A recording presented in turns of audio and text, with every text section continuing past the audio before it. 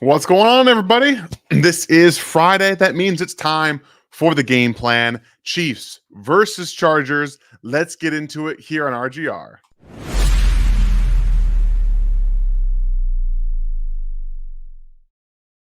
Now, today I'm going solo because Ryan has got some other family and other things that he's got to do. So we're going to talk today about the keys to victory for the Chiefs against these Los Angeles Chargers. I know the injury stuff is going to have a little bit of, I guess, fans antsy, right? Because you never know what's going to happen. You go into a game and there's tons of injuries. Maybe they're not mentally engaged as they probably should be.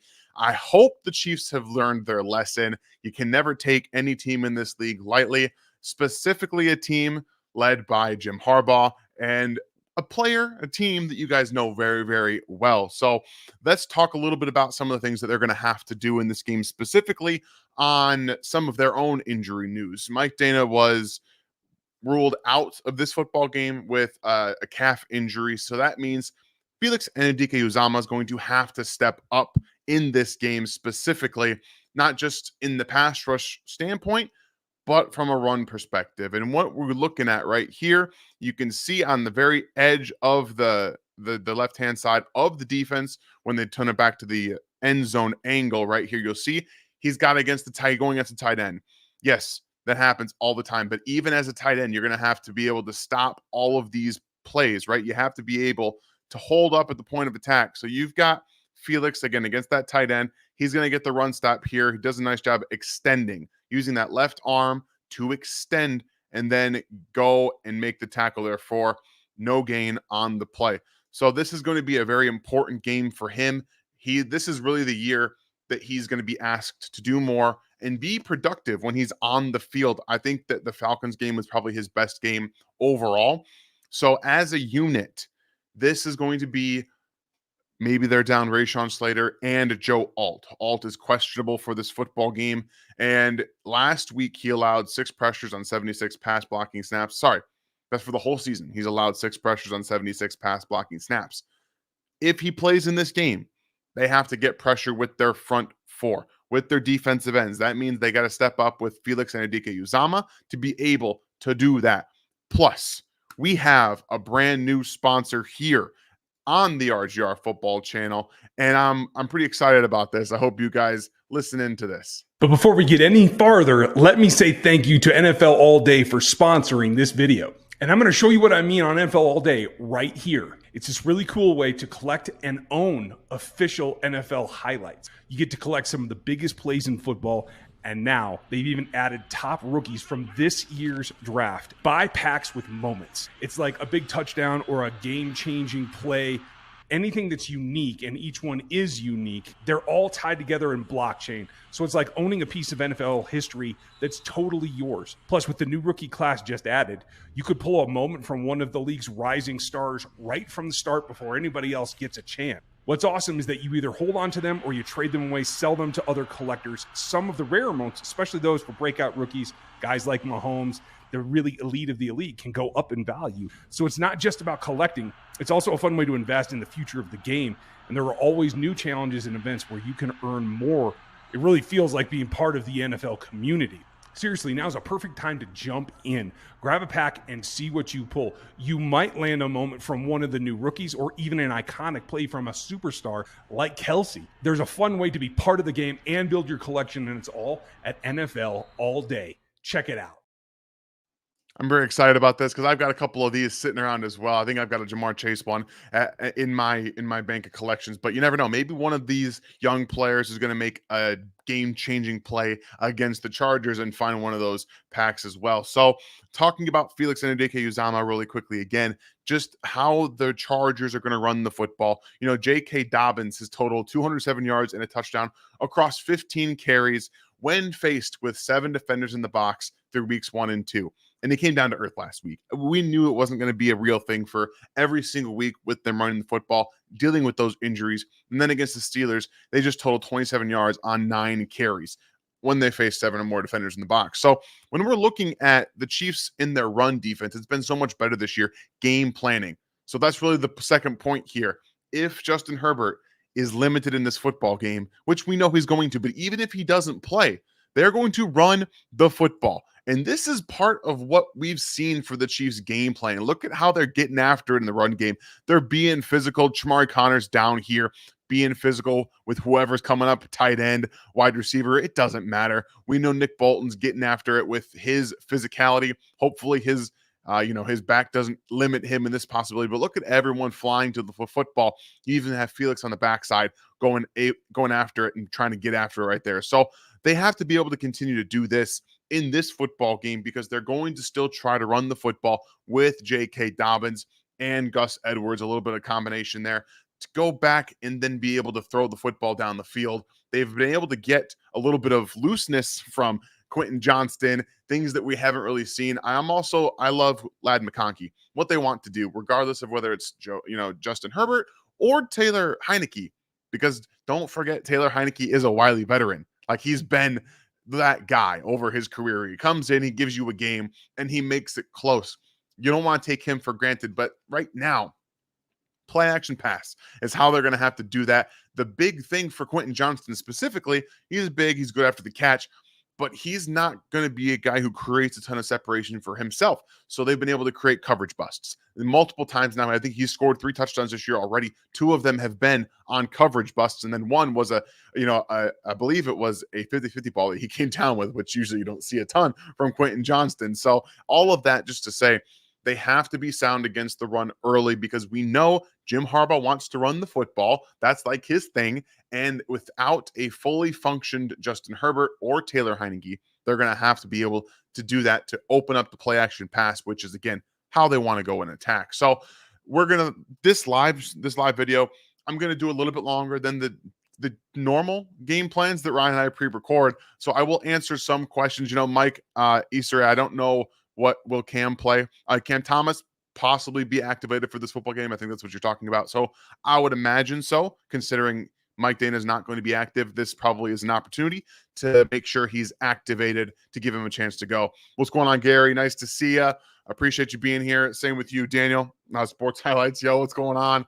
I also probably will have a special video for you guys dropping on the RGR channel tomorrow. For those of you that don't follow me on Twitter, we'll have some more breakdown for you tomorrow. Just those of you that will watch this game plan and know what's coming, talking a little bit about Xavier Worthy, what he's doing and how he's being utilized, what we can look forward to, but what they can continue to do. And that does bring me to my next point. It's because the Chiefs just have to keep playing the hits.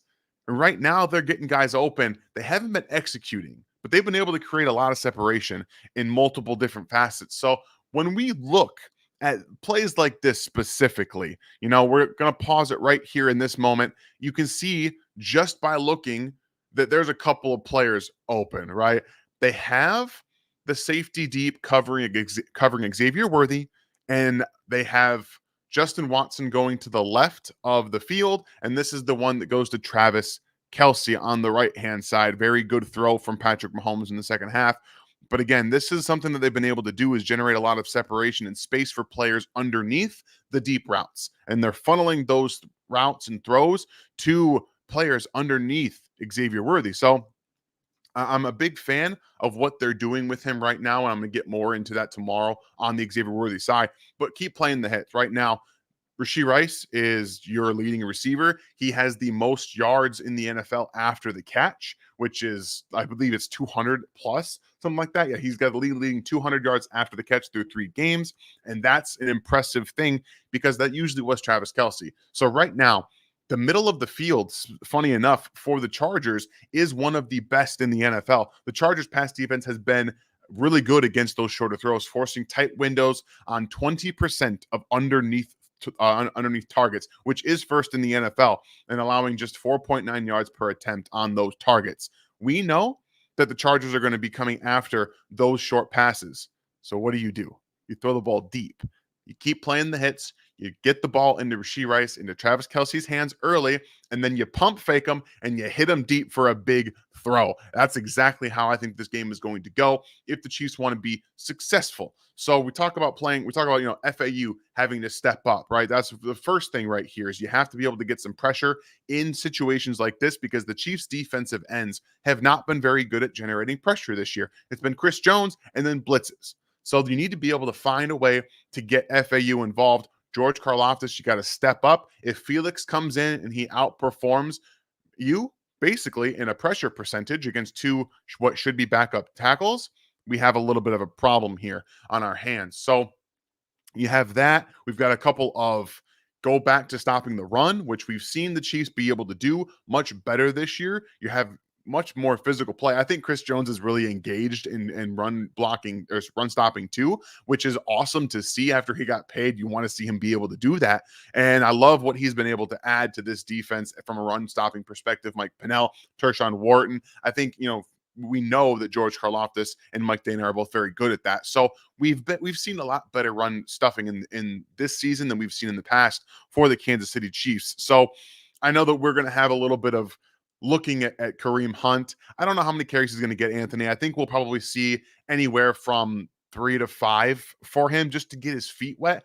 But honestly, if he comes in and his first carry goes, for a good amount of yards, you might see him get a little bit more.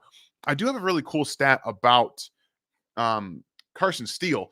So Carson Steele totaled 17 carries for 72 yards in week 3 against the Falcons, which resulted in 70.6% rushing success rate, which is the highest in a game by a Chiefs running back with at least 10 carries since week 15, which was 2022. Isaiah Pacheco had a 73.3% success rate. So they were able to get Carson Steele into space and early on in his carries, right between the tackles, go upfield. He was succeeding, which really means you're getting 3 or more yards on every single run between the tackles. And he did a fantastic job of generating those yards after contact. I think of his 72 rushing yards, he had about 50 after contact, which is exactly what he's known for. So right now, they're still able to run the football. But the Chargers defense this year is, I believe, second in the NFL in rush defense success rate, which means they're not allowing teams to run the football very well. Well, if they're not allowing teams to run the football very well, but they're also really able to get triggered downhill on these short passes, the Chiefs, which we know everyone wants to stop the deep ball and stop the pass from Patrick Mahomes, you should see more light boxes. They should be able to keep Carson Steele, Samaje Perine, Kareem Hunt maybe more involved and get some of those successful runs. I'll take a few seconds here to answer some questions. I know, Brandon, I see you also had a Kareem Hunt. Yes, he will be activated for this game. He's on the 53. I do believe that Andy Reid wants to get him a couple of touches before the bye week to see how he feels, that way they can address it at the bye, and then you're able to really see what he's going to do after that, regardless of whether or not you have CEH or not. So you've got a couple of different running backs. Those 3 probably handle the bulk of the workload. And I do think that Carson Steele remains the starter going forward for sure. What's going on, Nevis? Nice to see you in here today. Again, you guys, I appreciate you all being here on a Friday for the game plan. I know it's minus Ryan, but we've got some stuff to talk about. I got some cool stats in here that we're going to talk about. But at the end of the day, this comes back to just really one thing. It's really more about being mentally engaged, locked in, and that is, I think, coming at a right time for the Chiefs. The first half against the Falcons, what's one thing you could probably say about Patrick Mahomes' performance? He wasn't necessarily locked in. And I think that this situation, he's going to be very keyed in on making sure everybody stays that locked in for this football game because they have a ton of injuries. You don't know if you're going to play Justin Herbert. My guess is no. It's going to be Taylor Heineke, especially if you don't get Joe Alt and Rashawn Slater in this football game. There's no reason almost to play Justin Herbert, who's already hurt, who has been hurt in games against the Chiefs in the past. So it would make sense to me that you're going to see Taylor Heineke in this football game.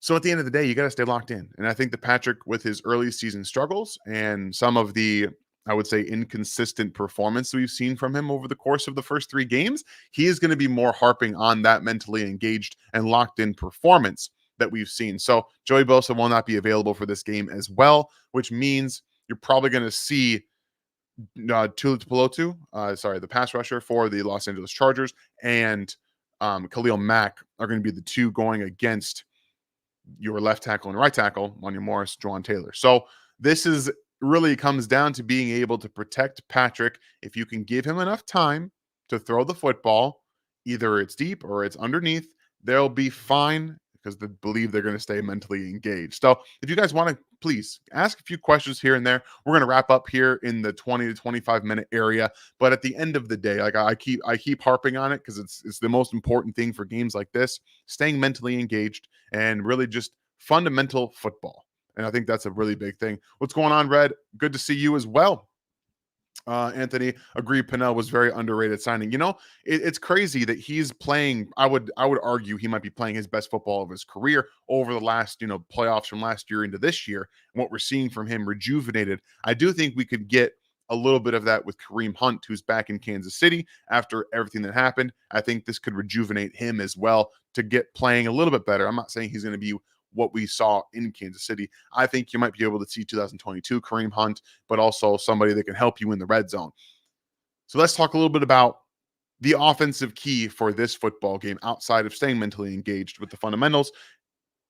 It's about execution. Use this game as an opportunity to continue the long drives.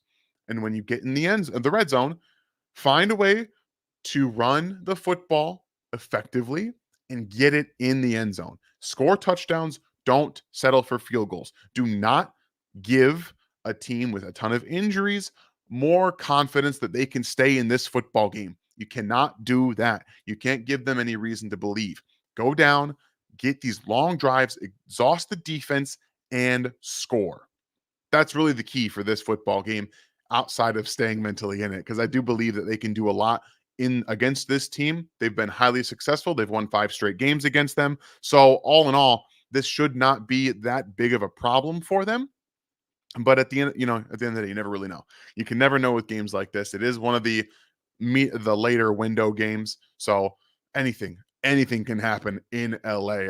Matthew, I'm late, long day at work, but I made it. Good to see you, Dan and crew. Yeah, it's nice to see everyone in here. I'm hopeful that we get to watch this game and not stress. But I mean, you guys all know. You guys all know they're going to be a little bit of stress, right? That's just how it is. Brandon Cox, what do you think of the return of Forts? And I like it. I like that he's back. I mean, he's been injured. I think he was even injured in Miami, not just to start the year, but currently. So I'm not sure what you're going to get from him. But the fact that he's back in Kansas City might lead me to believe that there's more going on at the tight end position than we have been led to believe, specifically from Jared Wiley, who I mean, they're not really using him, and they use him on chips and some 13 personnel. But other than that, he's been largely ineffective. And I wonder if they're trying to get more out of that third tight end position. So I always like seeing guys that I root for back in Kansas City, but you never really know what they're going to do with some of these players that are already there. And if you guys couldn't just take 2 seconds, it'd be real awesome. Just to like it takes 2 seconds, and I appreciate y'all being here as always. Let's see, what do we got here? So we've talked about Rashee Rice, right? Rashee Rice, keep going with him. Like, just continue to make him. And what it's funny because in the Patrick's press conference earlier this week, he said, eventually defenses will adjust, right? They'll stop doubling Travis, they'll stop doubling Xavier because Rashee Rice just continues to eat and eat and eat. But if they don't, Rashee Rice is just going to have like 2,000 yards. Like it's going to be an insane amount of yards that he gets this year. He could be one of the top wide receivers in football by the end of the year. If the defenses just continue to say, well, we don't want Travis Kelce to beat us. We don't want Xavier Worthy to beat us. So you could see, I mean, I think 1,400 yards is well within reason. 1,500 yards. That's not out of the question. And I think he could even approach double-digit touchdowns. I think that's within the realm of possibilities for Rashee Rice. So why don't you guys in the chat let me know what you think the stats are going to be for Rashee Rice at the end of the day or at the end of the season, because this could be a lot of fun, especially if teams just continue to sign off on taking away Travis Kelce. But we know. Do you guys think this is going to be a big game for Travis Kelce? Because he typically performs well against the Chargers. They haven't been able to really get him involved enough, and teams have done a very good job of disguising how they're going to take him away. I know that he looks the same, at least on film to me, that he did last year. So I think that this is going to be a nice opportunity to get him in space and utilize what he's always been able to do against the Chargers. So I think that this is going to be a lot of fun. And Kirk, it is what it is, right? Every game's going to be stressful. It might. I'm hopeful we get one that it's not, because you remember the Bears game last year where we all got to sit back and kind of watch football and say, hey, that was fun. That was pretty fun. That would be cool, right? It'd be nice to have one of those games right now. It would be a really good time to have that. I think it would also help the team settle down. So let's go ahead and recap. Felix Enedike-Uzama right here with the pass rush win. He only had 5 in this game against the Falcons, but we're starting to see a little bit come on for him. So, this is just a really good win. It's a little bit of an extension with his left arm, be able to push and then pull underneath, rip through, and get that win against Jake Matthews. I think that he's going to be more impactful in this football game.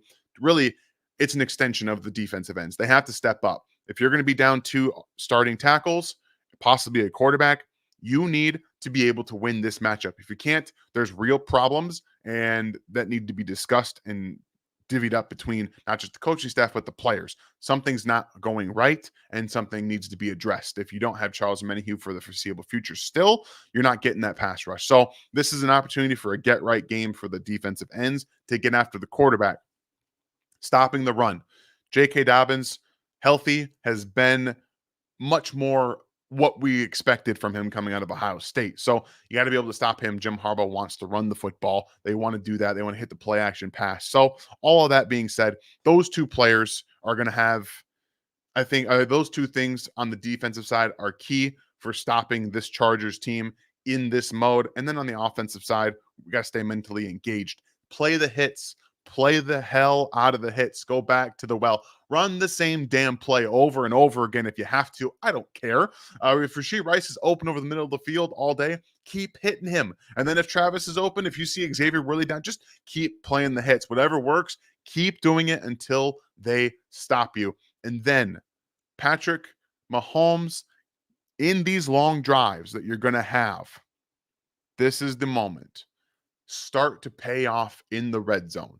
Those 4 keys, I think, are going to be huge for this game specifically. And then the overall overarching theme is to stay mentally engaged against a football team that is down, possibly out, but can always be dangerous. With these injuries, you never really know what's going to happen. So you have to stay mentally engaged. All right, we got a couple of things in here, and then we'll get you guys out of here for your Friday evening. Gary, thank you for the Rashee Rice. I would imagine 1,200 yards and for this game, 120 yards and 2 touchdowns. Cool. I like that. That'd be awesome. I would love to see a huge gamer like that where he gets 2 touchdowns. Anthony Patton, 1,500 plus and 12 touchdowns. Nice. I like it. I like it. Some spicy stuff. Dana isn't playing. So if we don't see Cam Thomas see snaps, should we be worried? Yeah, about him for sure. If he's not playing, if he's inactive or if he's active and you don't see him, you might want to be a little bit, just a tad concerned that he's not getting in there at all. I think we saw Brandon Cox in here with 10 touchdowns, 1750. Whoo!